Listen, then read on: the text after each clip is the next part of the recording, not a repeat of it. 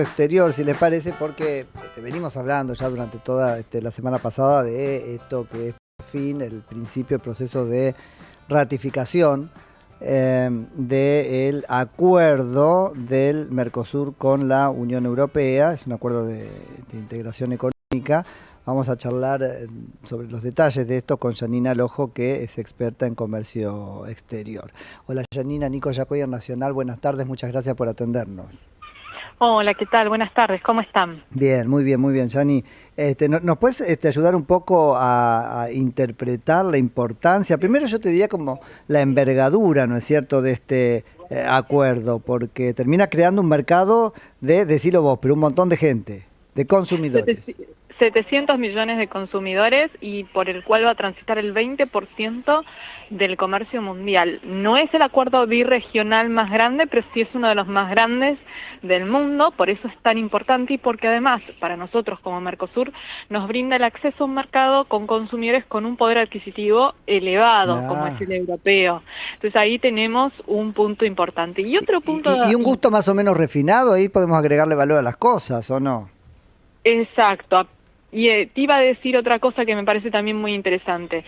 Una vez que el acuerdo quede ratificado, la Unión Europea se compromete a un nivel de desgravación inmediata mucho más alta de la que le va a dar el Mercosur. Esto es un acuerdo que va con desgravación progresiva. En el caso del Mercosur, es muy poco lo que accede a desgravar de manera inmediata. El cronograma marca que hay una desgravación de 4 años, de 7 años, de 15 años, pero acá estamos hablando de un acuerdo que en lo inmediato Europa está muy dispuesta ya a bajar aranceles para un universo considerable de productos.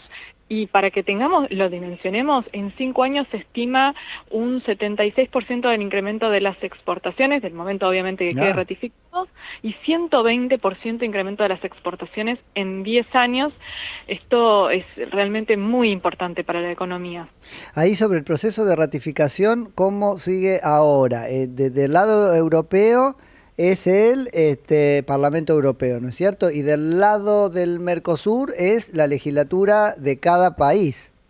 Exactamente, y hoy salió por boletín oficial la convocatoria a sesiones extraordinarias del 2 de febrero al 27 de febrero y se incluyó en el temario el acuerdo con el del Mercosur Unión Europea, por lo cual se busca darle una ratificación lo más rápido posible. Hay la voluntad política del gobierno de que seamos el primer país que lo ratifica, ¿no?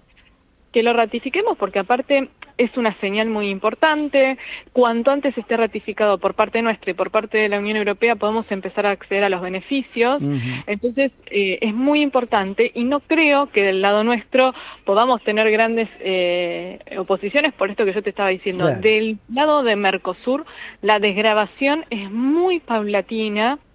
Ojo, Europa pidió y insistió con el tema de las salvaguardas por el tema de lo agropecuario, pero yo creo que tenemos muchísimo para ganar, también por el lado de las inversiones, que eso es otro tema. Europa es uno de los principales inversores extranjeros directos en la República Argentina y esto lo que hace es crear un marco de estabilidad económica que facilita que lleguen los inversores extranjeros desde Europa a la República Argentina. Y es una señal muy fuerte que se está dando en el mundo. Cuando tenemos a un Donald Trump que acaba de anunciar un 10% de aranceles adicionales a partir del 1 de febrero para países de Europa por la cuestión de Groenlandia, que sigue el tema de los aranceles recíprocos, nosotros como Mercosur, junto con la Unión Europea, le estamos diciendo sí al multilateralismo.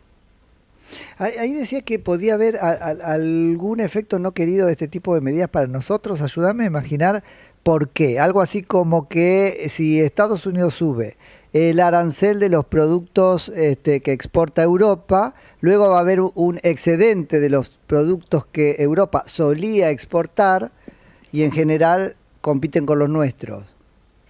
El excedente va a estar siempre, o sea, tengamos el acuerdo o no tengamos el acuerdo. Si Estados Unidos claro, los productos, siempre vamos a tener. Y vuelvo sobre lo mismo, la desgravación, o sea, la reducción de aranceles de parte nuestra como Mercosur es mucho más paulatina que la que hace la Unión Europea. Entonces, en lo inmediato no nos afecta tanto y siempre nos va a afectar cualquier decisión de Estados Unidos que genere excedentes en el resto del mundo. Lo tenemos con China, el mejor ejemplo es China, subió los aranceles y China no tiene a dónde mandar sus productos, obviamente eso genera una sobreoferta y bajan los precios a nivel internacional. Pero este acuerdo es muy importante, no por algo estuvimos 26 años trabajando para que se lograra sacar. Ay, te iba a decir, ¿y eso fue más culpa de quién? Porque tiendo a pensar que es ritmo europeo, ¿no es cierto? Todo tan lento. No, a ver, el Mercosur tiene sus tiempos y fue muy dura la negociación con Europa porque había mucha resistencia del sector agropecuario europeo para aprobar el acuerdo. Claro, claro. No, digo un poco pensando en los tiempos que Trump le imprime a sus decisiones, ¿no? Bueno, pero acá hay una cuestión. Trump toma las decisiones por un solo país. Acá son, del lado de Mercosur, 4 países que tenían que ponerse de acuerdo, y del lado de Europa tenemos más de 27 países. Bueno, 27 fueron los que aprobaron el último acuerdo, pero estamos hablando de una cantidad de países enorme para ponerse todos de acuerdo, o por lo menos que lograr 27 que aprobaran la decisión de unirse al Mercosur. Entonces, no es lo mismo cuando vos tomas las decisiones solo por tu país, claro, que cuando tenés que lograr que el resto se pongan de acuerdo. Acá había que ponerse de acuerdo en cómo se iban a dar los beneficios, cómo se iba a hacer este cronograma, y Mercosur tiene sus tiempos.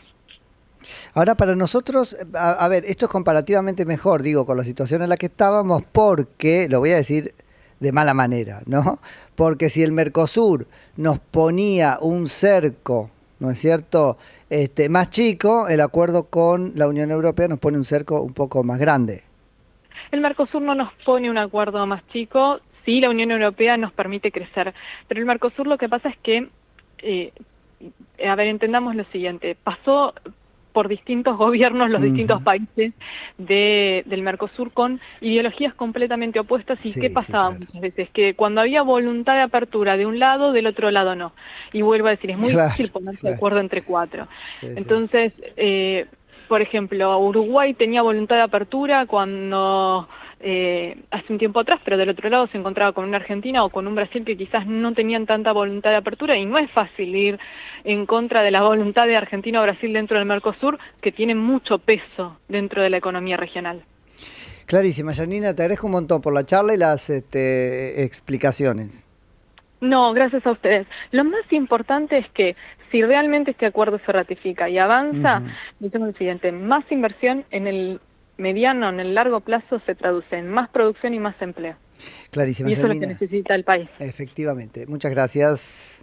Hasta luego, que tengan todos buenas tardes. Igual vos, es Janina Lojo, que es licenciada en Comercio Internacional, nos ayudaba a entender un poco el procedimiento, pero sobre todo las consecuencias o efectos de esta firma, por fin, después de 26 años de tratamiento, del acuerdo del Mercosur con la Unión Europea. ¡Viva la Pepa! Noticias de Pe a Pa. La información que necesitas a esta hora de la tarde.